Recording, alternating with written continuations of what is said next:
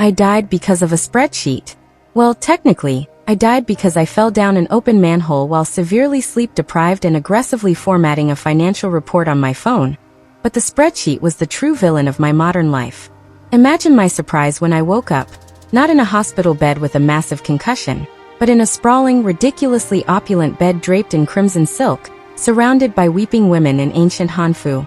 "Your Highness, the noble consort has awakened," one of the girls shrieked, promptly face planting onto the polished mahogany floor in a deep kowtow. I sat up, a blinding headache splitting my skull. I looked at my hands. They were soft, uncalloused, with nails painted a fierce, intimidating red. I looked at the intricately carved wooden ceiling, completely devoid of fluorescent office lights. And then, the memories of the original owner hit me like a runaway carriage. I hadn't just transmigrated. I had transmigrated into a highly rated, incredibly dramatic web novel I read last year.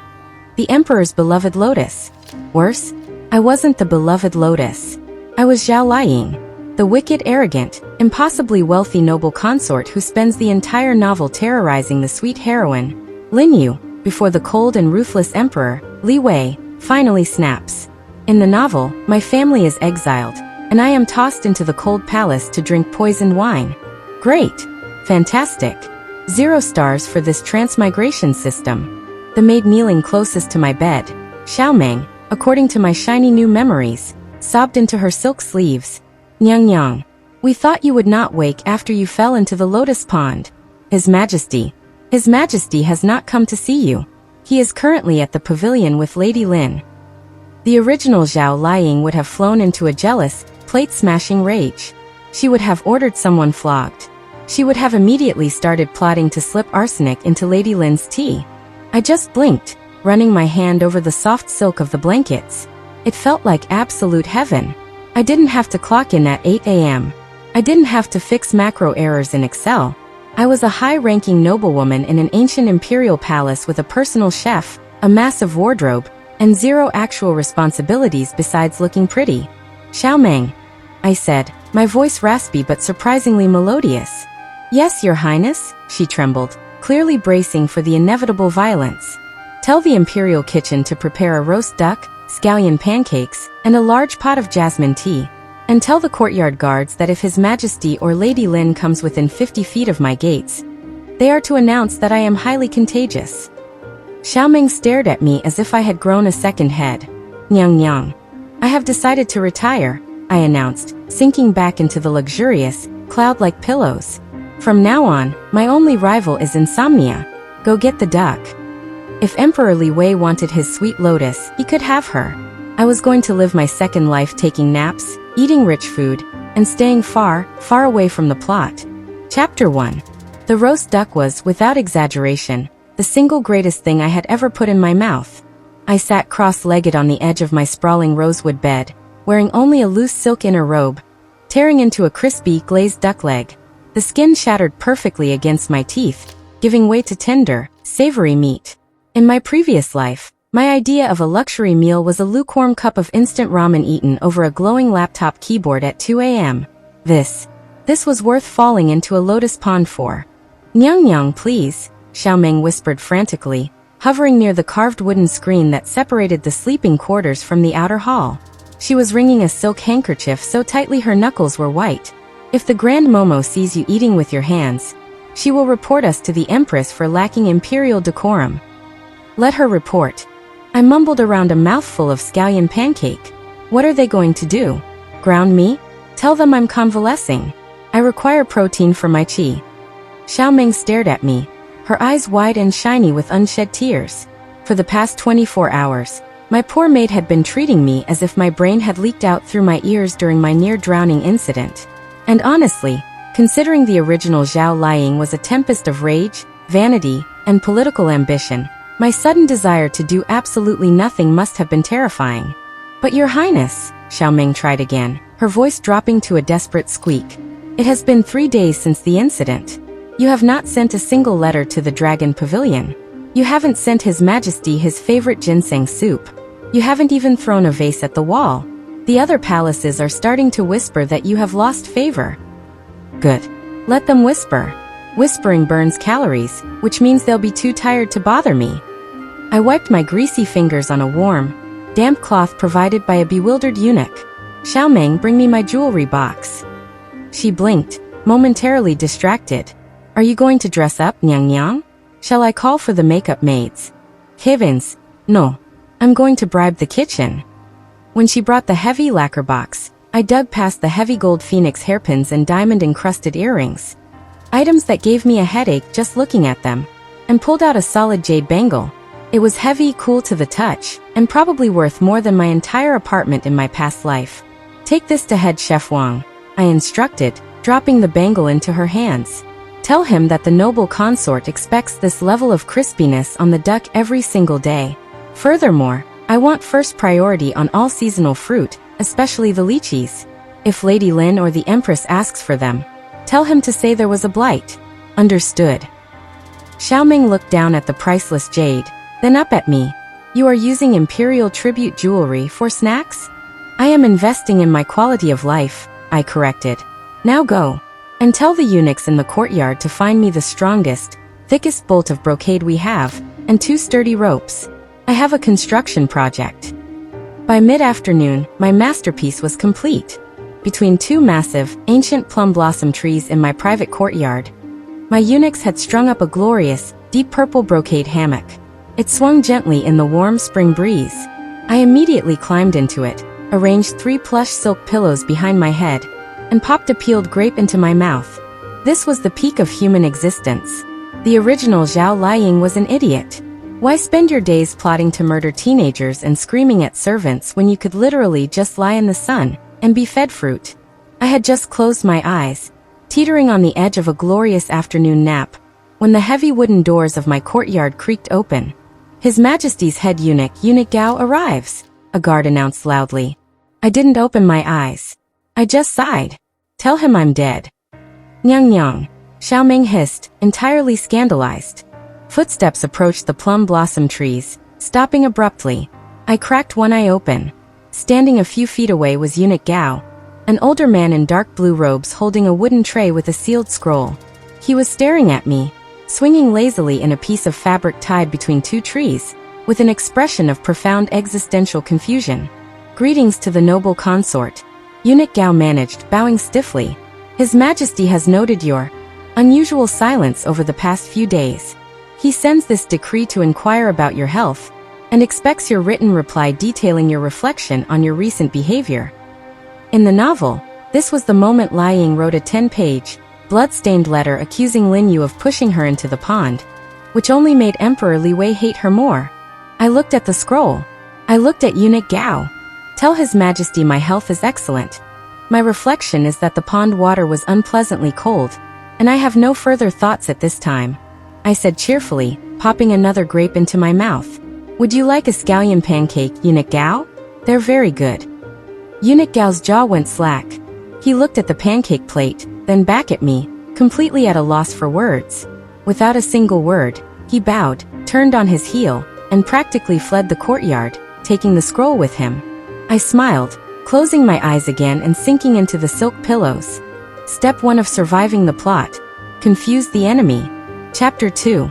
Without a smartphone, the internet, or a decent streaming service, the ancient imperial palace was catastrophically boring. After 3 days of sleeping, eating, and staring at the beautifully painted ceiling of my bedchamber, I had hit a wall. A person can only eat so many lychees before they need intellectual stimulation. Or, in my case, a highly inappropriate gambling ring. Roll them, Xiaobao, I commanded, slapping my hand against the low rosewood table. And if you roll another pair of ones, I am taking your dessert rations for a week. My courtyard's junior eunuch, Xiaobao, sweated profusely. He held a pair of bone dice in his cupped hands, shaking them like his life depended on it. Around the table sat Xiaoming and another maid, all of us hunched over a pile of copper coins, jade trinkets, and a half-eaten plate of sweet lotus cakes. I was currently dressed in a completely unglamorous, oversized white silk inner robe. My heavy, elaborate hairstyles had been abandoned. My hair was tied up in a messy, careless knot held together by a single wooden chopstick.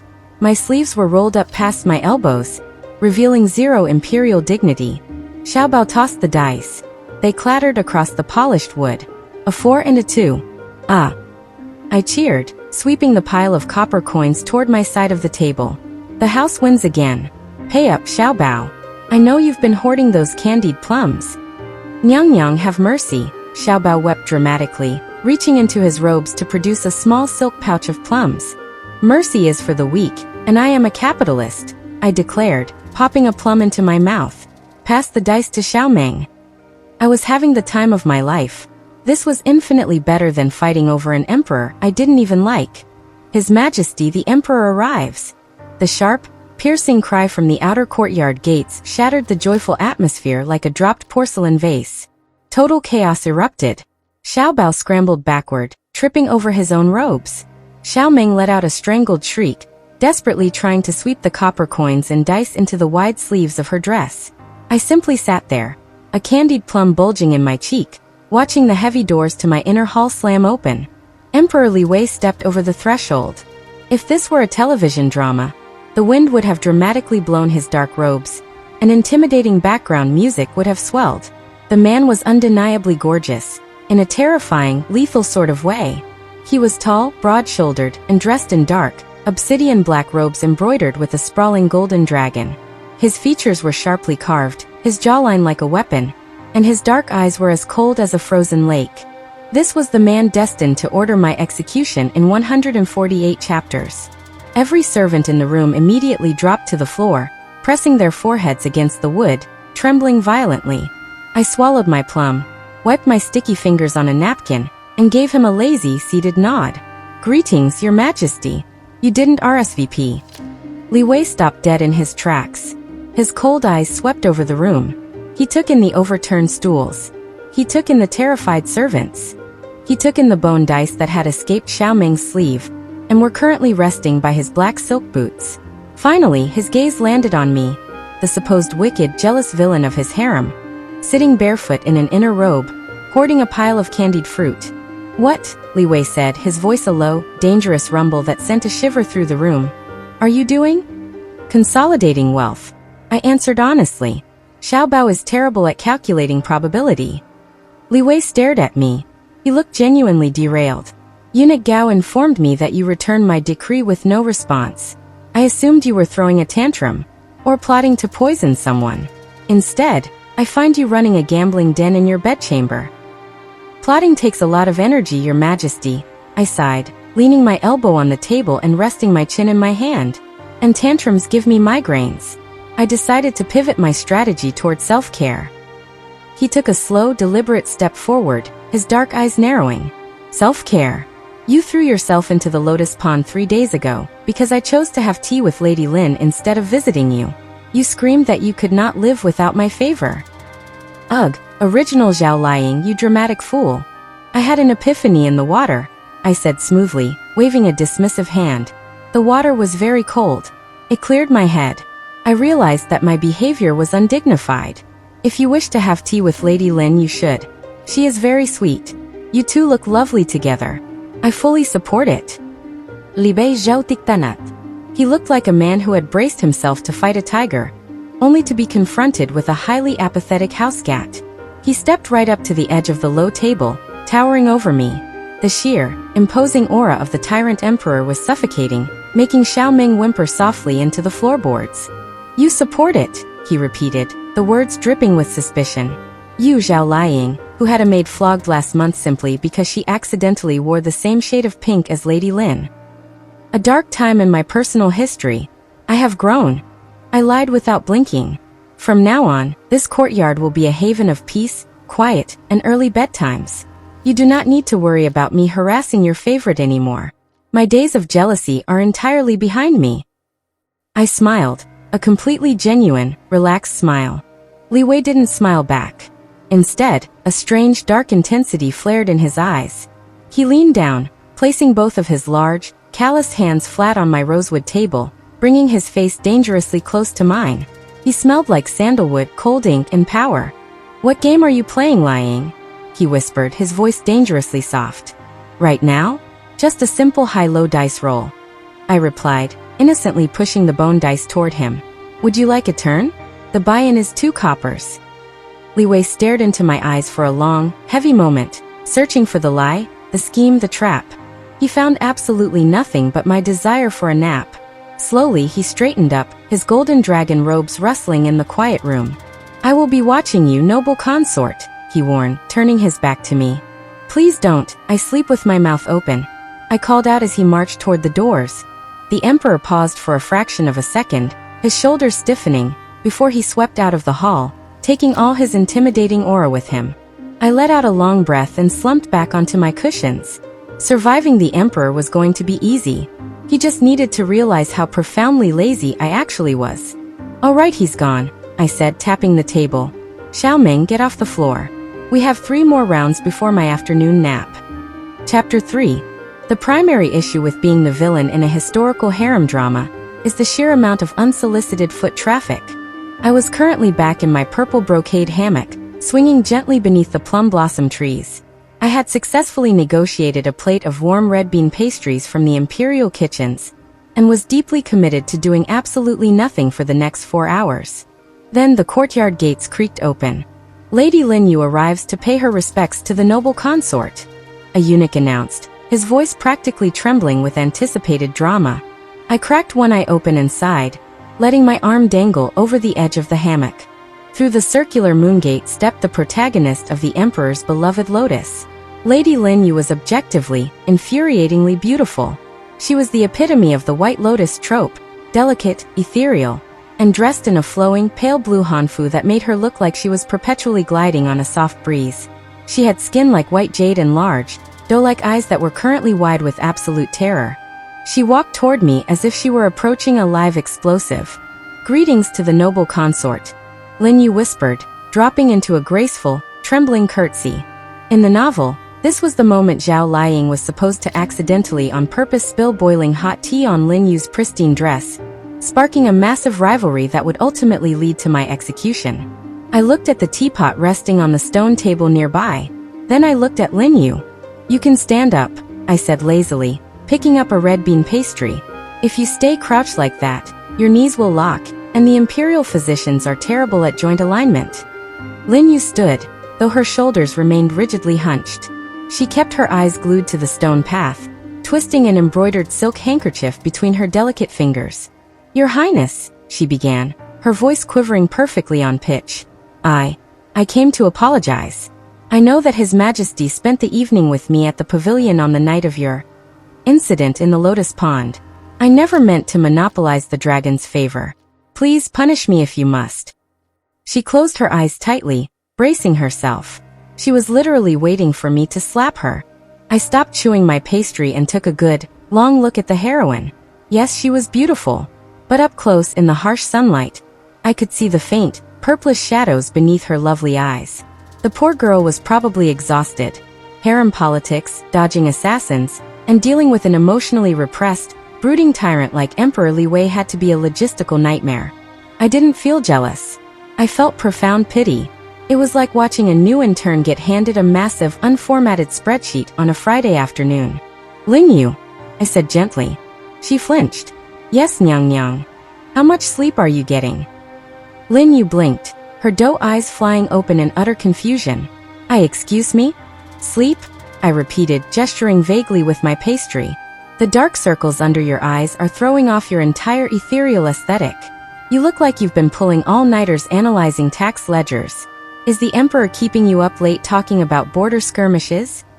"His Majesty, we discuss poetry," she stammered, completely derailed by the conversation. "But I have been anxious. The tension in the inner palace is very heavy." "Well, obviously. Everyone here is chronically underfed and overdressed." I sighed, swinging my legs over the side of the hammock and sitting up. I pointed a sticky finger at her. "Here is what you are going to do. Tell your maids to steep a pot of green tea. Let the leaves cool completely, wrap them in thin silk, and press them under your eyes for 15 minutes before you sleep. The caffeine and cold temperature will restrict the blood vessels and reduce the puffiness." Lin Yu stared at me. Her mouth opened, closed, and opened again. "Green tea. On my face, Your Highness?" "Trust me. It works miracles," I assured her. I reached over to the stone table, picked up the plate of pastries, and thrust it toward her. Also, eat a pastry. Your blood sugar is practically hovering at a critical low, and you're going to faint if you have to endure another dramatic monologue from His Majesty. I couldn't possibly take your highness's food. Take the pastry, Lin Yu. It's an imperial command, I said using my best, most authoritative villain voice. Trembling, the sweet, delicate heroine reached out and took a warm red bean pastry. She looked at it as if she fully expected it to detonate. Now, I said, lying back down in the hammock and adjusting my silk pillows. I have a very busy schedule of doing absolutely nothing, and you are interrupting my REM cycle. Go put tea leaves on your face. And tell His Majesty that if he stresses you out again, I'm sending him a bill for your skincare. Yes, Nyang Nyang, Lin Yu whispered. She backed away slowly, clutching the pastry to her chest like a shield, her eyes wide with bewilderment. As she practically fled the courtyard, I heard Xiao Meng let out a long, confused sigh from the doorway. Nyang Nyang, why did you give her your favorite pastries? Xiao Meng asked, walking over to pour me a cup of tea. Are we trying to poison her with kindness? We are trying to keep her alive and pretty so the Emperor stays obsessed with her. I corrected, closing my eyes and smiling as the spring breeze rocked the hammock. If he's busy with his White Lotus, he won't have time to bother me. It's basic delegation, Xiao Meng. Now hush. The CEO is sleeping. Chapter 4. The Mid-Autumn Banquet was the social event of the year, which meant it was an absolute nightmare. Instead of my comfortable silk robes, Xiao Meng and a team of 4 maids had wrangled me into a suffocating, 10-pound gown of gold-embroidered crimson silk. My hair was pulled up into a towering structure of braids, and pinned into place with heavy jade ornaments that practically acted as lightning rods for migraines. The banquet hall was massive, glittering with thousands of lanterns and packed with chattering nobles, nervous concubines, and judgmental ministers. According to the original novel, this was the scene where I was supposed to trip Lin Yu as she performed a delicate fan dance, publicly humiliating her. Instead, I was sitting at my assigned table near the Emperor's dais, completely ignoring the fan dance in favor of my true love, a steaming, perfectly glazed plate of braised pork belly. Nyang Nyang, please chew with your mouth closed. Xiao Meng hissed from behind my chair, shielding me from view with a large feathered fan. The pork is melting, Xiao Meng, I whispered back, scooping up another piece with my silver chopsticks. I can't disrespect the chef's hard work by eating slowly. I glanced over at the center of the room. Lin Yu was finishing her dance. She looked radiant, and I was pleased to note that the dark circles under her eyes were completely gone. The green tea trick had worked. When she bowed, she caught my eye and offered a tiny, grateful, completely bewildered smile. I gave her a subtle thumbs up with my chopstick. At the head table, Emperor Li Wei sat on his golden throne. He looked bored, terrifying, and aggressively handsome in his dark ceremonial robes. He hadn't touched his food. Instead, his dark eyes kept sweeping the room, occasionally lingering on me with that same, intense, suspicious glare from my courtyard. I aggressively ignored him and focused on the pork. The music stopped, and a hush fell over the hall. It was time for the diplomatic presentations. An envoy from the neighboring kingdom of Yen stepped forward. He was a tall, arrogant-looking man with a braided beard, holding a cup of wine. Emperor Li Wei, the envoy boomed. In honor of the Mid-Autumn Festival, my king has sent me to present a poem of our people to celebrate your vast ambitions. Li Wei leaned back in his throne, resting his chin on his fist. Proceed. The envoy puffed out his chest and began to recite in a booming, dramatic cadence. The great golden eagle stretches its claws over the mountains. It sees the vast, jade ocean and hungers. But the eagle's stomach is smaller than its eyes. It dives for the deep water, only to find its feathers soaked, its lungs filled with salt, sinking beneath the waves it sought to drink. The envoy bowed with a smug, self-satisfied smile. The banquet hall went deathly silent. The court scholars turned pale. Everyone knew exactly what the envoy was doing. He was using flowery, highbrow metaphors to insult the emperor, essentially calling Li Wei a greedy tyrant whose military expansion was going to bankrupt his own empire. But because it was delivered as a celebratory poem, if Li Wei executed the man on the spot, he would look like a brute who didn't understand art. The scholars were supposed to translate and counter the poem with equal elegance, but they were all sweating profusely, terrified of saying the wrong thing. The tension in the room was so thick you could carve it. It was completely ruining my digestion. I sighed. dropping my chopsticks onto my jade plate with a sharp clack. In the dead silence of the hall, the sound echoed like a gunshot. Every head, including Li Wei's and the envoys, snapped toward me. "Noble consort," Li Wei said, his voice dangerously soft. "Do you have something to add to the envoys' poetry?" "Just a translation, Your Majesty," I said, dabbing my mouth with a silk napkin. I looked directly at the smug envoy. "It's a very pretty poem, but let's cut the corporate jargon. He's calling you a greedy micromanager."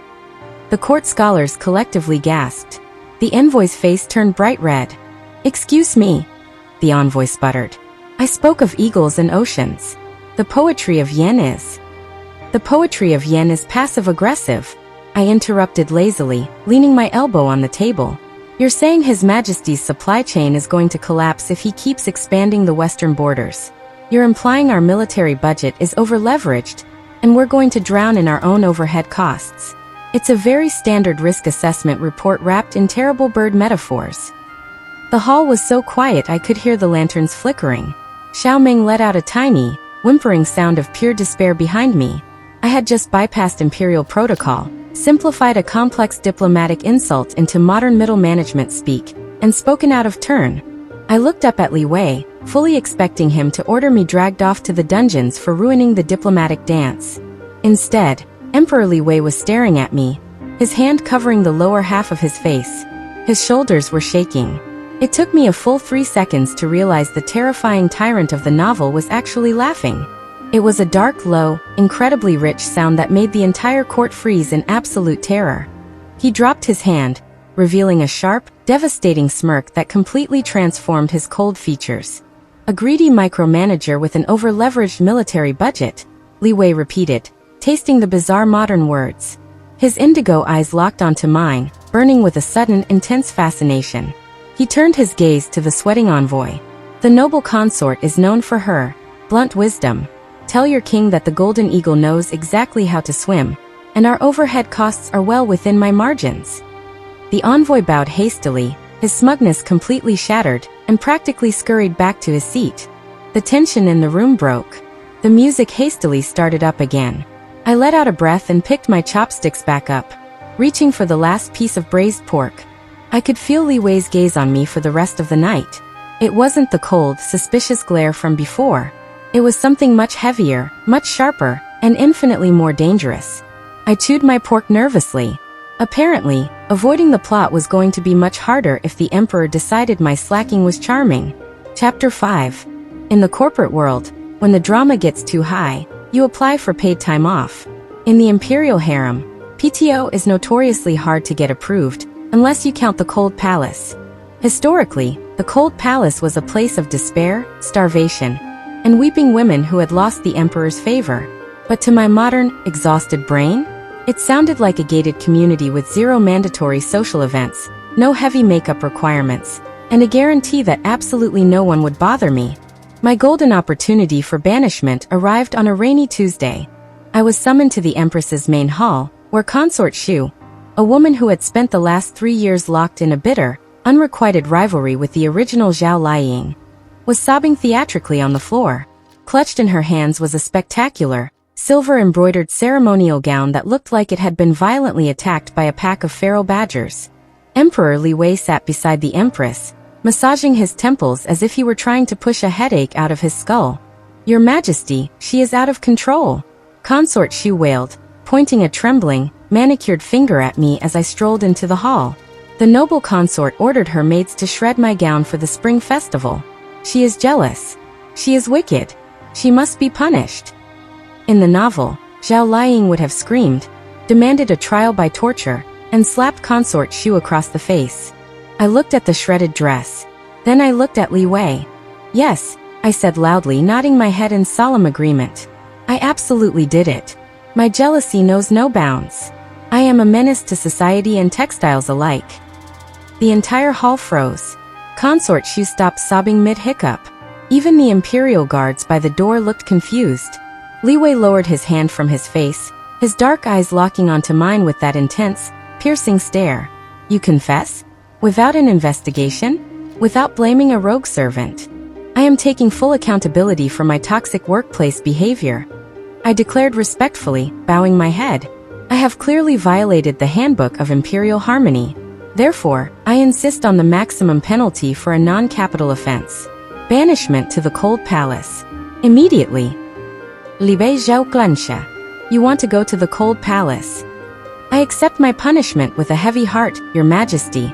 I lied, barely able to contain my excitement. I will need time to reflect. Alone.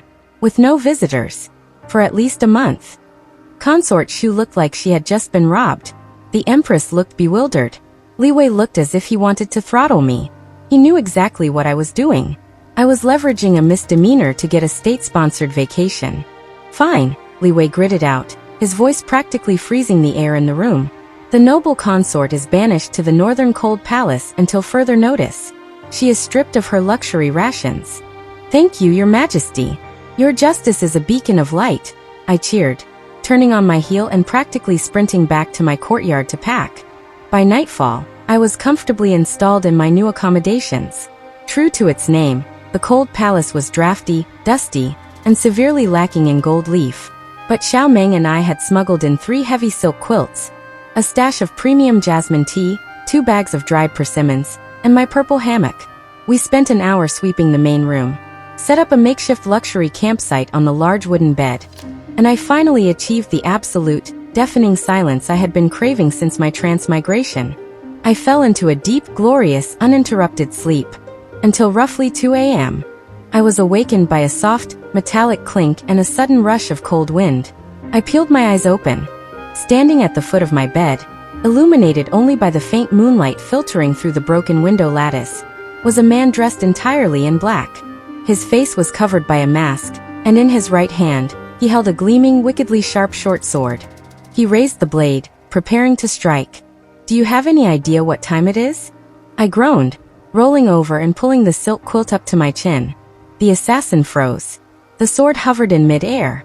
He looked down at me, clearly expecting me to scream, beg for my life, or throw a porcelain vase. It is the hour of the rat, he answered automatically, his voice a low, raspy whisper. Exactly. The hour of the rat. Also known as my deep REM sleep cycle. I complained, rubbing my eyes.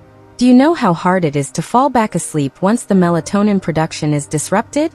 The assassin lowered his sword a fraction of an inch, taking a step back in sheer confusion. I am here to take your life, noble consort.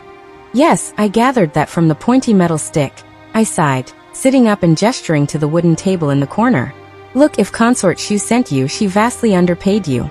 If my father sent you to silence me, he's just being dramatic. Go look in that lacquered box on the table.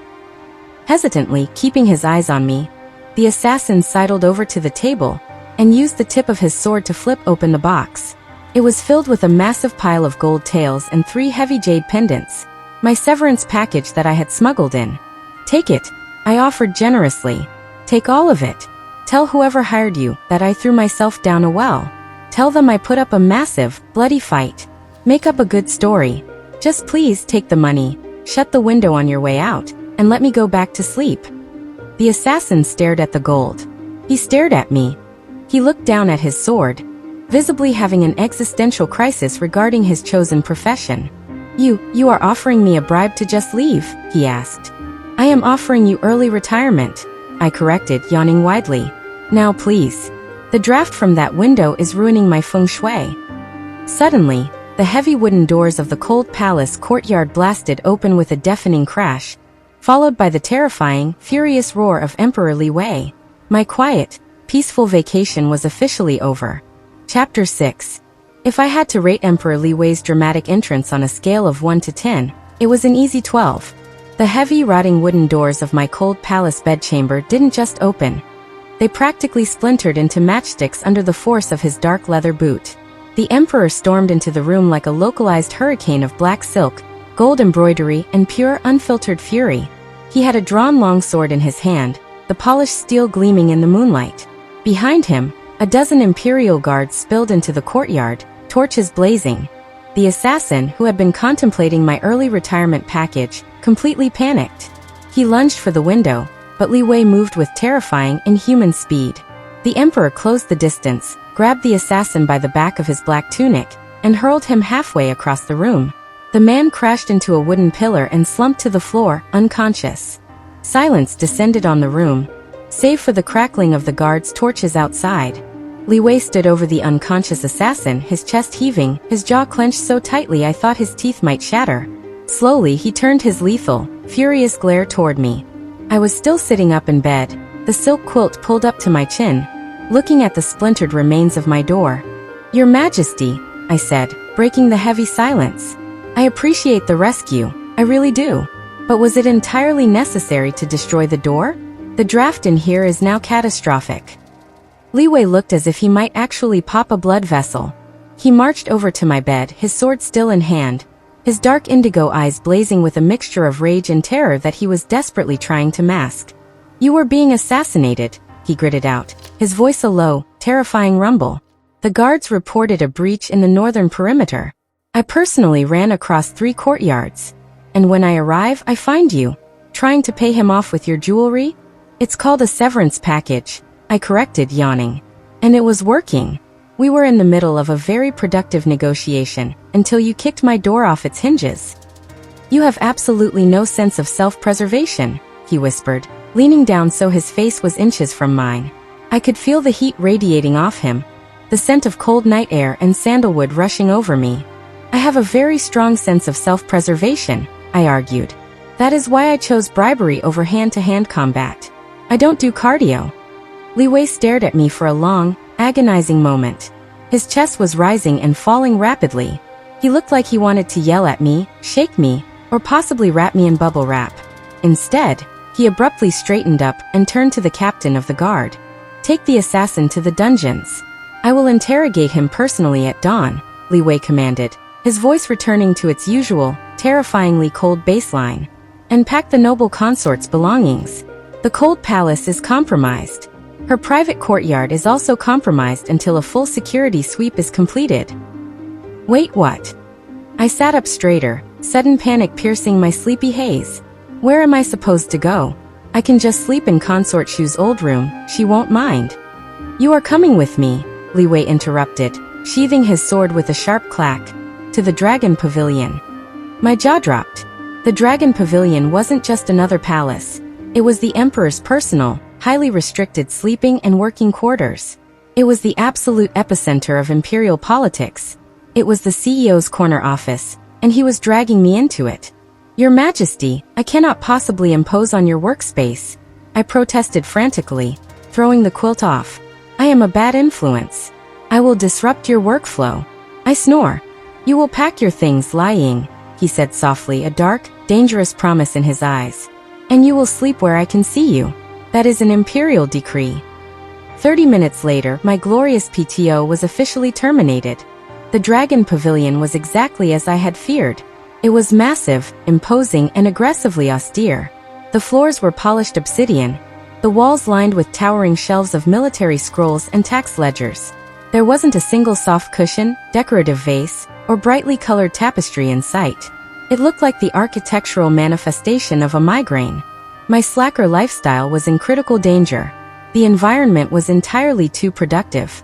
The next morning, while Li Wei was at court, I decided to retaliate. If he was going to force me into cohabitation in his terrifying office, I was going to radically alter his corporate culture. I dispatched Xiao Meng to retrieve my emergency supplies. When Li Wei returned to his study that afternoon, followed by 2 sweating ministers carrying stacks of reports, he stopped dead in the doorway. The austere, terrifying Dragon Pavilion had been compromised. I had ordered the eunuchs to lay down a massive, ridiculously plush white fur rug right in the center of the room. On top of the rug, I had constructed a fortress of plush, lavender-colored silk pillows. I was currently lounging in the center of the pillow fort, eating dried persimmons, and reading a very trashy romance novel I had bribed a guard to buy from the city market. Furthermore, I had confiscated his secondary reading table to set up a comprehensive tea and snack station, complete with a simmering pot of jasmine tea and 3 plates of pastries. "What?" Li Wei said, his voice deadly quiet. "Is this?" The 2 ministers behind him looked like they were preparing to write their own wills. "Ergonomics, Your Majesty," I said brightly, popping a piece of persimmon into my mouth and turning the page of my book. The tea in this room was very rigid. It was terrible for my lumbar support. I've implemented a soft life initiative in the workspace. You're welcome to join me on the rug, but you have to take your boots off." The ministers gasped. Li Wei slowly closed his eyes, taking a deep, rhythmic breath that looked entirely like an exercise in extreme patience. He dismissed the ministers with a sharp wave of his hand. Once the doors closed, he walked over to his massive mahogany desk, which I had thankfully spared, and sat down, picking up an ink brush. "You are attempting to drive me insane, so I will banish you again," he observed astutely, not looking up from his scrolls. "I am merely optimizing my environment, Your Majesty," I replied, stretching my legs out on the soft fur. For the next 3 hours, a bizarre, silent war was waged in the Dragon Pavilion. Li Wei aggressively reviewed tax policies, his ink brush scratching furiously against parchment, emanating an aura of cold, tyrannical authority. I aggressively napped, occasionally turning a page of my trashy novel, or loudly pouring a cup of tea. The contrast was absurd. But as the afternoon sun dipped lower, casting long, golden shadows across the obsidian floor, I looked up from my book. Li Wei had stopped writing. He was leaning his chin on his hand, his ink brush suspended in the air, simply watching me. His dark eyes weren't cold or suspicious anymore. They were soft, focused, and entirely too intense. He looked at my messy hair, my bare feet tucked under a silk pillow, and the plate of half-eaten pastries. He didn't look like a tyrant planning my execution. He looked like a man who had been starving in a desert for a decade, and had just been handed a glass of water. I quickly raised my book to hide my face, my heart suddenly doing a very fast, very unslacker-like flutter in my chest. "Abort mission," my brain screamed. "The CEO is becoming a romantic liability." Chapter 7. In my previous life, I absolutely despised mandatory corporate off-site retreats. The idea of going into the woods to do trust falls with middle management always felt like a hostage situation. The imperial equivalent of a corporate retreat was the annual spring hunt. It was a massive, highly publicized flex of military prowess.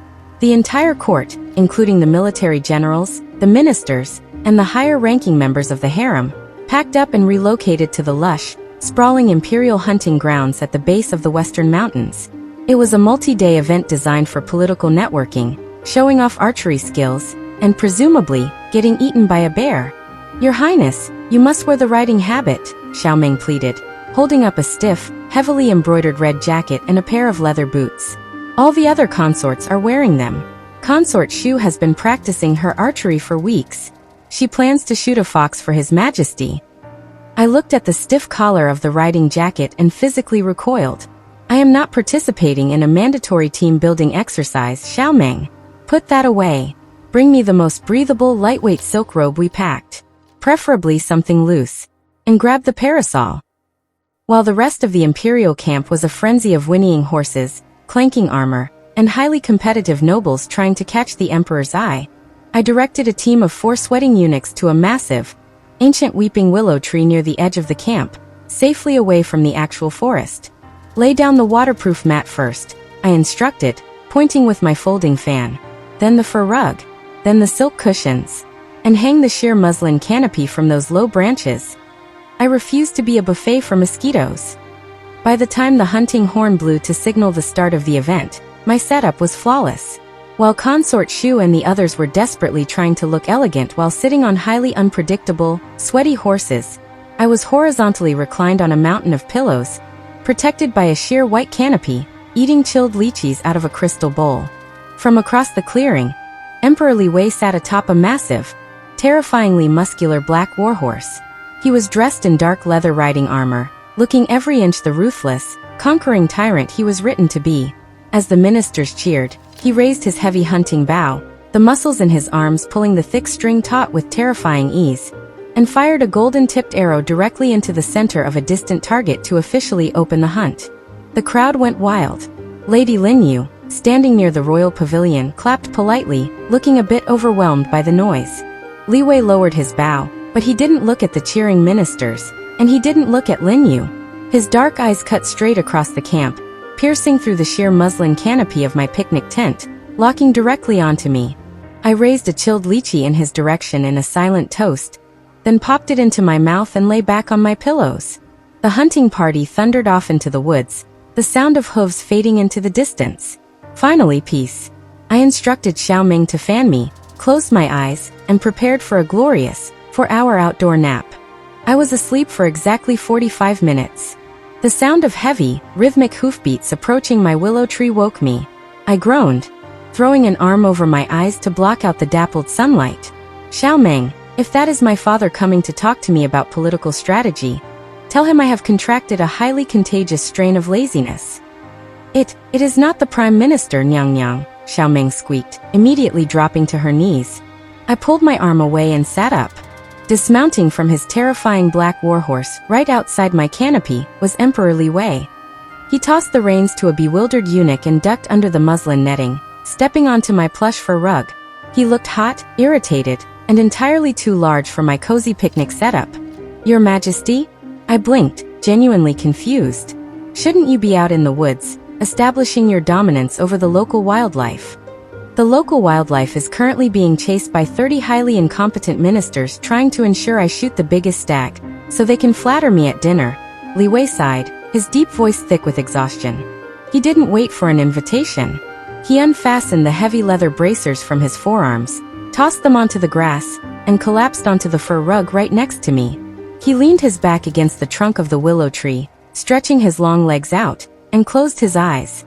They are exhausting, the Emperor of the Realm muttered, sounding exactly like a CEO hiding from his board of directors. I stared at him. The terrifying tyrant had abandoned the most important political networking event of the season to come sit in my pillow fort. Well, I said slowly, sliding the crystal bowl toward him. If you're going to hide from your KPIs, you might as well hydrate. Have a lychee. Li Wei opened one eye, looking at the bowl, then at me. Without a word he reached out, took a peeled fruit, and ate it. Sweet, he murmured. Xiao Ming, you are dismissed. Go get yourself a snack, I said, waving my maid away. She practically evaporated into thin air, leaving the two of us entirely alone under the swaying willow branches. You did not ride out, Li Wei noted, his dark eyes studying my relaxed, uncorseted posture. Consort Shu practically trampled the Minister of Revenue trying to secure a place behind my horse. Why did you stay behind? Because sitting on a horse hurts my spine. The woods are full of dirt, and I have absolutely no desire to watch politicians stroke your ego. I answered honestly, pouring a cup of chilled jasmine tea and pressing it into his large, calloused hand. Besides, what could I possibly gain from the hunt?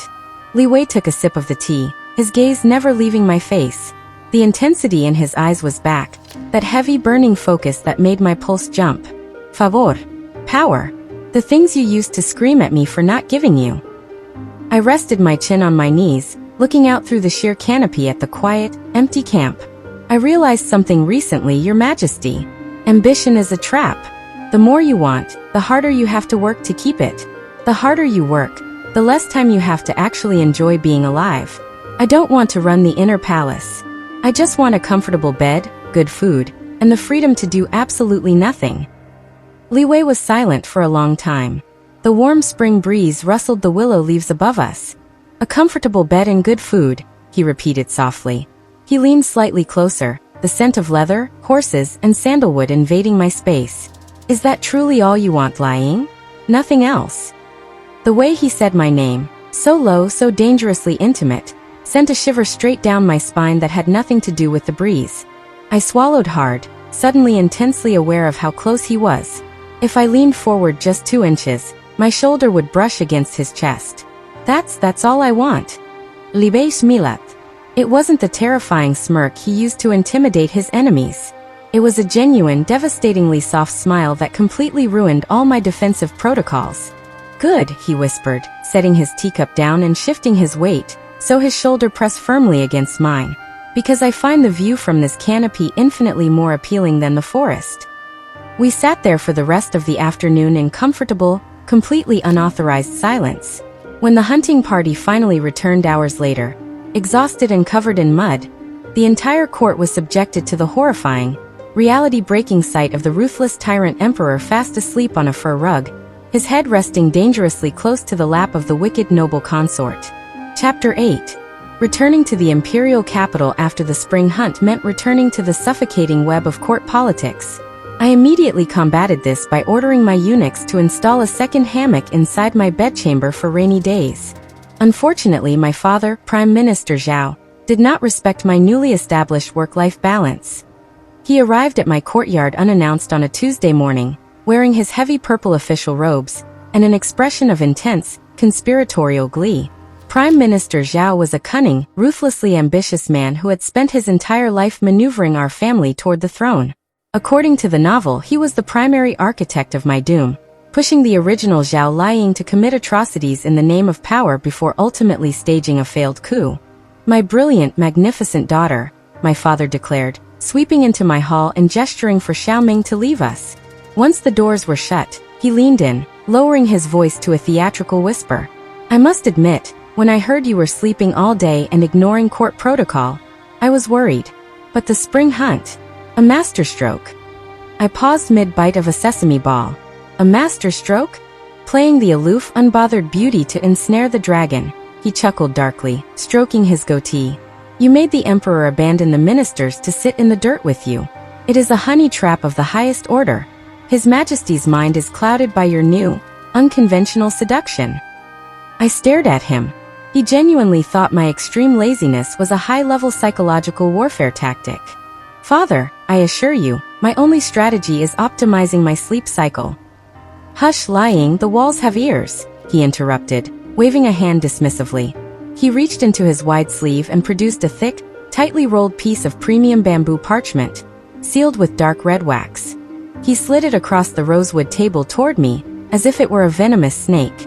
"This is the cipher," my father whispered, his eyes gleaming with treasonous intent. "General Wu's troops are stationed at the western garrison. I need him to move them to the capital's outer gates by the next new moon. Tomorrow the Empress is hosting a lotus viewing party. General Wu's wife will be there. You must slip this parchment into her sleeve. If His Majesty is distracted by you, he will never suspect the transfer." I looked at the heavy parchment. It was literally the inciting incident for the rebellion that would get my entire fictional family executed. "Father, I really don't think I have the bandwidth for a coup right now," I sighed, pushing the scroll back. "Can't we just enjoy our immense wealth and not commit high treason?" Prime Minister Zhao patted my hand condescendingly. "Keep your eyes on the throne, my daughter. The Zhao family will rule. Do not fail me." With a swirl of his purple robes, he swept out of my courtyard, leaving me alone with a highly incriminating document. I stared at the sealed parchment. I should have burned it. I should have thrown it in the lotus pond.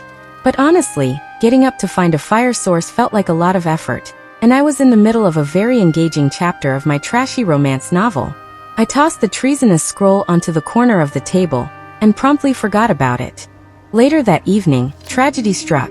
The imperial kitchen sent over a fresh batch of scallion pancakes, but they were exceptionally greasy. I was lounging on my daybed, reading by the light of a pearl lamp, trying to eat a pancake without ruining the pages of my book. "Xiaoming, bring me a napkin," I called out. "I am washing the tea set in the outer hall, Nyang Nyang. I will be just a moment," she called back. I couldn't wait. The pancake was hot and the oil was dripping onto my fingers. Desperate times called for desperate measures. I glanced at the table, saw the thick, durable bamboo parchment my father had left, and made an executive decision. I broke the red wax seal, flattened the heavy paper, and wrapped it securely around the bottom of my scallion pancake. It worked perfectly. The premium imperial parchment absorbed the grease like a dream. The next day, I completely skipped the Empress's lotus viewing party, because it looked like it was going to rain, and the humidity was bad for my joints. By sunset, the entire palace was on lockdown. I was jolted awake from my afternoon nap by the sound of armored boots marching through the courtyards. The heavy wooden doors to my hall slammed open. Emperor Li Wei strode in, flanked by 4 elite shadow guards. He was dressed in his black combat armor, looking absolutely terrifying. His jaw was clenched tight enough to crack stone. "Leave us," Li Wei barked at his guards and my terrified servants. The room cleared instantly. He turned to me, his dark indigo eyes blazing. "Your father's estate was raided an hour ago. My spies intercepted a messenger bound for the western garrison. Prime Minister Zhao has been plotting a rebellion." "Oh right. The treason."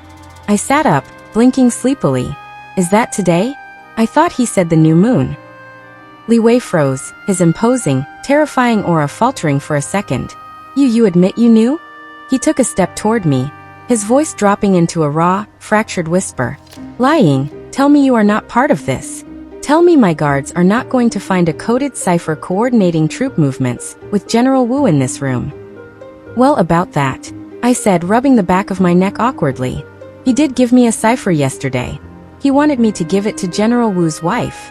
Li Wei closed his eyes, a look of profound, devastating betrayal washing over his sharp features.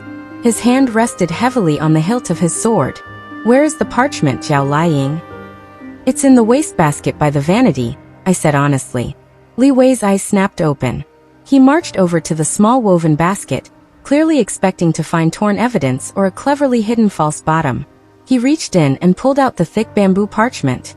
It was covered in large, translucent grease stains.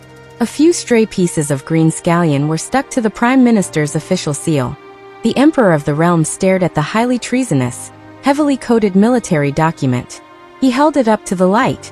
The grease had completely blurred the ink, rendering the complex cipher entirely illegible. Lying, Li Wei said slowly, his voice completely devoid of its former terror. Why does the Prime Minister's secret rebellion cipher smell like fried dough? The scallion pancakes were excessively oily last night, Your Majesty, I explained with a helpless shrug. I didn't have a napkin. The bamboo paper was very absorbent. I forgot to give it to the general's wife, because I didn't go to the party. Li Wei stared at the greasy paper. He looked at my messy hair and the indentation of a pillow on my cheek. He looked back at the paper. The tense, deadly silence of the room was suddenly broken by a sound that made the shadow guards outside the door flinch. Li Wei threw his head back and laughed. It was a loud, unhinged, booming laugh of pure, disbelieving relief.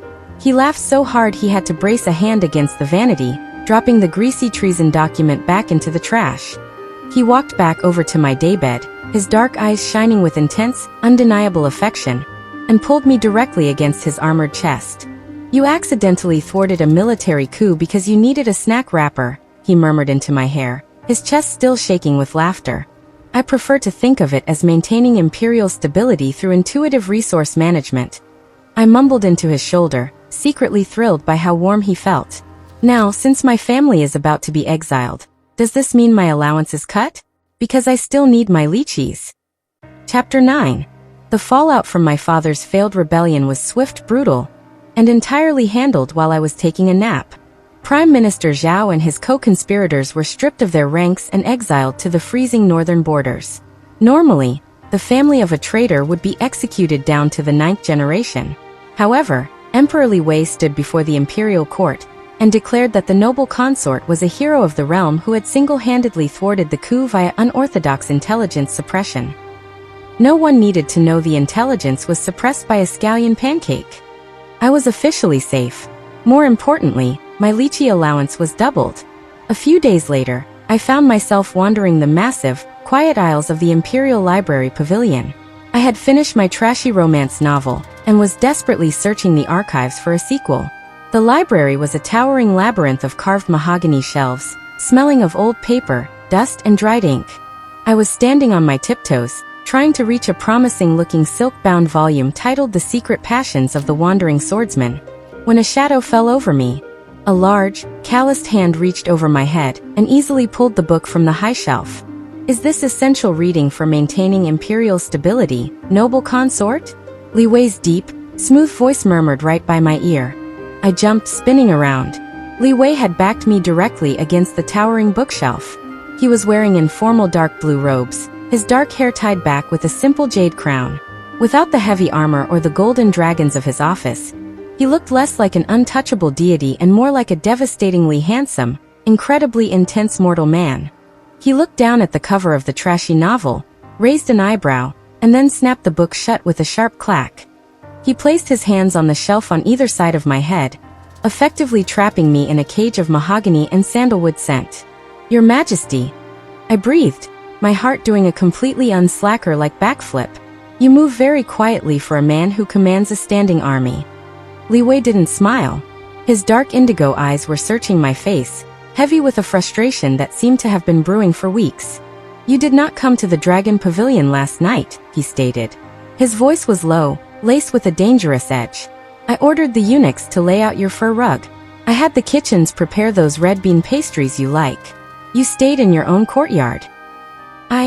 Well, my door is fixed now, I stammered, flattening myself against the books. And the political crisis is over. I figured you needed your workspace back to do, emperor things. Tax reform. Beheading corrupt officials. Brooding. I do not want my workspace back. I want you in it, he said, leaning in closer. His gaze dropped to my lips before snapping back up to my eyes. Why do you push me away, lying? I don't push you away. I am just highly committed to physical distancing. Stop deflecting, he interrupted, his voice dropping into a raw, commanding whisper. You treat everything like a game. You treat your own life like a passing inconvenience. You thwart a rebellion with a snack wrapper. You bribe assassins with your own jewelry, and you look at me as if you are just waiting for me to leave. He was too close. The air between us was electric, pulling tight, stripping away my lazy facade. I look at you that way because I know how this ends, Li Wei. I blurted out, my anxiety finally overriding my chill. I know I'm on borrowed time. Li Wei froze, his expression faltering. Borrowed time? Are you ill? Did the imperial physicians miss something? No, I'm not ill. I'm doomed. I pushed against his chest, but he felt like a solid wall of warm muscle. I know my destiny. I am the wicked noble consort. You are supposed to hate me. You're supposed to fall in love with the sweet, kind white lotus, and I am supposed to be banished to the cold palace. For real this time, and you are going to order me to drink poisoned wine. The silence in the imperial library was deafening. Dust motes danced in the shafts of sunlight filtering through the high windows. Li Wei stared at me, his eyes wide with absolute, unadulterated horror. You think? He choked out, his voice suddenly hoarse. You genuinely believe that I am going to execute you? That I would hand you poison? It's the plot. I practically wailed, the stress of knowing the novel's ending finally spilling out. It is chapter 150. You execute me, and I die, and you live happily ever after without my chaotic snacking habits. Li Wei didn't ask what a chapter was. He didn't ask about the plot. He simply processed the fact that the woman he had been trying to court for months genuinely believed he was a ticking time bomb waiting to murder her. He let out a ragged breath, stepping perfectly flush against me. He grabbed my wrists, gently but firmly pinning them to his chest, right over his racing heart. Listen to me, Li Wei commanded fiercely, his indigo eyes blazing with a terrifying, absolute conviction. I do not care what prophecies you have heard. I do not care what nightmares you are having. I am the Son of Heaven. If the heavens have written a destiny where I harm a single hair on your head, then I will burn the heavens down and rewrite the stars myself.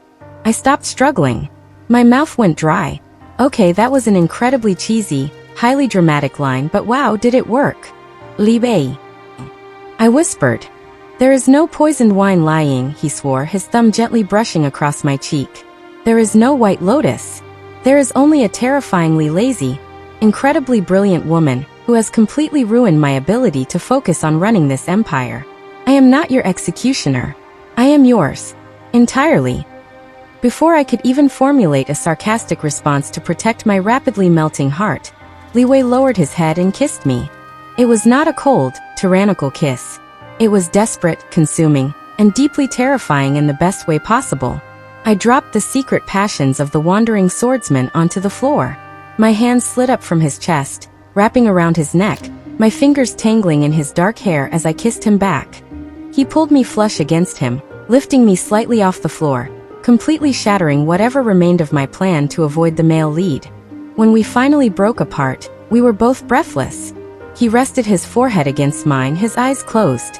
You are moving back into the Dragon Pavilion, Li Wei murmured against my lips. And I am assigning 3 food tasters to your kitchen, just in case. Chapter 10. If there is one thing that ruins a perfectly good evening of lounging, it is a mandatory victory banquet.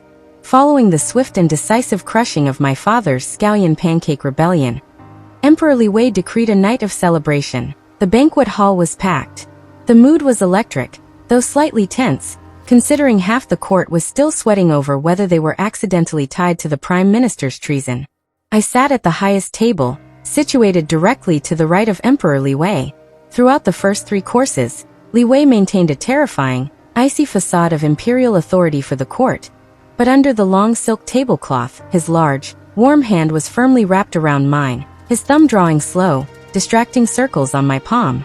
It was highly scandalous, incredibly distracting, and making it very difficult to focus on my crispy duck. "Noble consort," a smooth, oily voice called out, cutting through the chatter. I looked up.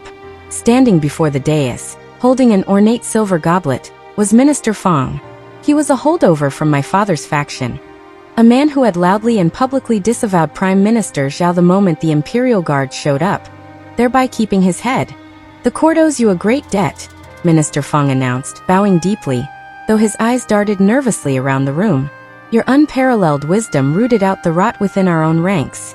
I humbly offer this toast, a rare vintage of plum wine from the southern provinces, to your health and longevity." A eunuch stepped forward, carrying a jade tray with a single, exquisitely carved jade cup, and placed it on the table in front of me. "Drink, Your Highness," Minister Fong urged, his smile pulling tight at the corners. "May your favor last 10,000 years.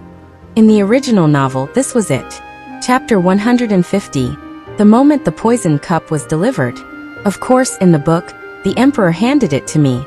Now the remnants of my father's faction were trying to tie up loose ends and take out the traitor daughter who had foiled their coup. Li Wei let go of my hand, his posture stiffening, his eyes narrowing as he analyzed Minister Fong. He didn't trust the man, but refusing a toast of loyalty in front of the entire court was a breach of protocol. I looked down at the jade cup. The plum wine was a deep, rich ruby color. Now, I was a lazy woman, but I was also a woman who took her afternoon tea very seriously. Over the past month, to ensure maximum relaxation, I had aggressively micromanaged the Imperial botanists, forcing them to teach me everything about herbal infusions, flavor profiles, and toxic roots that could accidentally give me a stomachache. I leaned forward and subtly sniffed the wine. Beneath the sweet, heady scent of fermented plums, there was a sharp, distinct note. It smelled exactly like crushed bitter apricot kernels, laced with the metallic tang of zhenzhen, the legendary toxic bird feather poison, specifically designed to cause sudden, catastrophic cardiac arrest. Well, that's just rude. I didn't scream. I didn't knock the cup over. I calmly picked up the jade cup by its base and swirled the ruby liquid, offering Minister Fong a serene, unblinking smile. "Minister Fong, you honor me," I said, my voice projecting clearly across the suddenly quiet hall. But as a woman of profound filial piety and humility, I could not possibly drink this rare vintage alone. Such a magnificent gift should be shared with the one who presented it. Minister Fong's face went completely white. He looked like a man who had just swallowed a live toad. "Your Highness, it is a toast to you." "I insist," I said brightly, standing up. My heavy crimson skirts rustled as I stepped down from the dais, walking directly toward him. I held out the jade cup. "Please, drink to my longevity, Minister." The entire court watched with bated breath. Li Wei was already on his feet, his hand resting on the hilt of his sword, his indigo eyes tracking the scene with lethal precision. He had caught on instantly. Minister Fong took a step backward, his hands trembling. Sweat beaded on his forehead. "Noble consort, I am merely a humble servant. I am unworthy of the imperial cup." "Oh, don't be shy," I chirped, stepping closer and thrusting the cup under his nose. "Drink it, Fong. If you don't, I will assume you are rejecting imperial favor. And you know how much His Majesty hates a breach of protocol." I cannot," Fong gasped, his eyes darting toward the exits. "Why? Are you allergic to plums?" I tilted my head, dropping the cheerful facade, my voice turning icy. "Or are you allergic to the massive dose of crushed gin poison you just tried to serve me in front of the entire court?" Pandemonium erupted. Several ministers leaped out of their chairs. Lady Linyu, seated a few tables away, let out a shocked gasp and covered her mouth.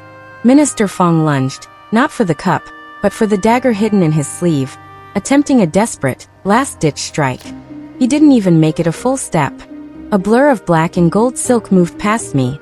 Emperor Li Wei vaulted the table with terrifying, predatory grace. His boot connected squarely with Minister Fong's chest, sending the man flying backward into a decorative pillar with a sickening crunch. The hidden dagger skittered harmlessly across the polished floor. Before Fong could even groan, Li Wei's sword was drawn, the razor-sharp steel pressed directly against the minister's throat. "Guards!" Li Wei roared, a sound that shook the very foundations of the hall. "Take him to the dungeons." Arrest every member of his household. Seal the palace gates. The shadow guards materialized from the darkness, dragging the coughing, defeated minister away. The banquet hall was in absolute chaos, nobles weeping and throwing themselves onto the floor in terror. Through it all, Li Wei ignored them. He turned around, sheathed his sword, and walked straight back to me. He grabbed my shoulders, his eyes frantically scanning me for any sign of injury. Though I hadn't even spilled a drop of the wine, his chest was heaving. "Are you hurt?" he demanded, his voice rough. "Did you touch the liquid? Did you inhale it?" "I'm fine, Li Wei," I assured him, holding up the untouched jade cup. "Though I am severely disappointed. I was promised plum wine, and all I got was an assassination attempt. This completely ruins the dessert course." Li Wei stared at me, the sheer adrenaline and terror slowly fading from his eyes, replaced by that familiar, deep, exasperated fondness. "You smelled the poison," he realized, running a hand through his hair. "You smelled a colorless, practically scentless imperial poison." "I am a connoisseur of beverages," I sniffed proudly. "No one messes with my drinks." Without a word, in front of the entire terrified, prostrating court, Emperor Li Wei pulled me into his arms and buried his face in my neck, holding me so tightly I could barely breathe. "You are going to be the death of me, Zhao Liang," he whispered against my skin. "Unlikely," I whispered back, wrapping my arms around him. "I'm way too lazy to plan a funeral. But you do owe me a fresh cup of tea. Unpoisoned, please." Chapter 11. The morning after the poison wine incident, the imperial court was subjected to the swiftest, most aggressive house cleaning in the history of the empire. I, of course, slept through the majority of it. By the time Xiaoming finally coaxed me out of bed, and into a relatively subdued, deep purple silk gown, Emperor Li Wei had already systematically dismantled the remnants of my father's faction. Minister Fong was in the deepest dungeon, singing like a canary, and the remaining conspirators were being rounded up and stripped of their titles. When I finally ambled into the Great Harmony Hall, stifling a yawn behind my folding fan, the court was on edge. My father, the former Prime Minister Zhao, had been officially exiled to the frozen north. Historically, this was the exact moment the wicked noble consort was supposed to fall to her knees, beg for mercy, and be dragged away to her doom. The ministers parted from me like the Red Sea, keeping their eyes glued to the polished obsidian floor. They fully expected me to be escorted to the execution block. Instead, I walked up the steps of the dais and stopped before the golden throne. Emperor Li Wei sat in his imperial majesty, wearing his terrifying golden dragon robes, the heavy jade crown resting on his dark hair. He looked every inch the ruthless tyrant, until he saw me. The icy, lethal glare that had been paralyzing the ministers instantly melted. "Noble consort," Li Wei said, his voice carrying effortlessly across the massive hall. "Your Majesty," I replied, offering a lazy, half-hearted curtsy because my knees were still tired from yesterday's banquet. "The Zhao family has been found guilty of high treason," he announced, his gaze sweeping over the trembling court before landing back on me. "However, the heavens are just, and they see the truth of all hearts. The noble consort not only refused to participate in this treason, but actively thwarted it, repeatedly risking her own life to protect the throne." A murmur rippled through the hall. Risking my life was a very generous way to describe using a cipher as a napkin, but I wasn't going to correct him. Therefore, Li Wei continued, standing up from his throne and descending the steps to stand directly in front of me. "The noble consort is absolved of all familial guilt. She is the singular light of loyalty in this palace.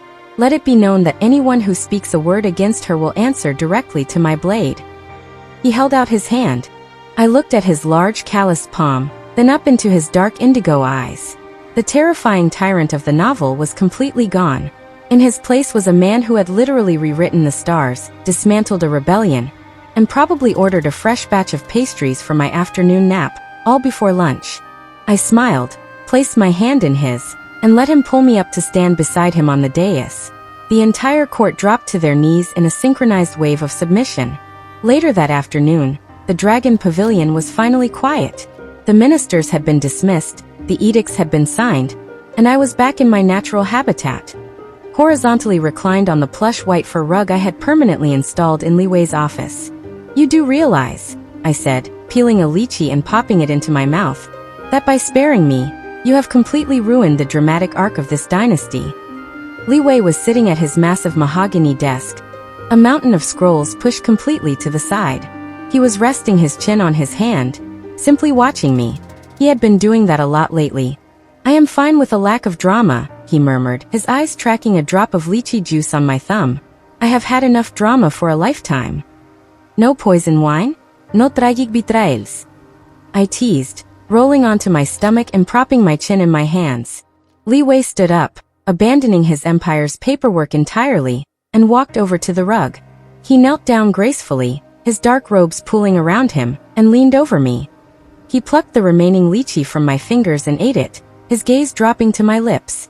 The only thing I am interested in being poisoned by is you, he said smoothly. That was terrible. That was a terrible line, Your Majesty. You sound like a bad poet. I laughed, pushing playfully at his chest.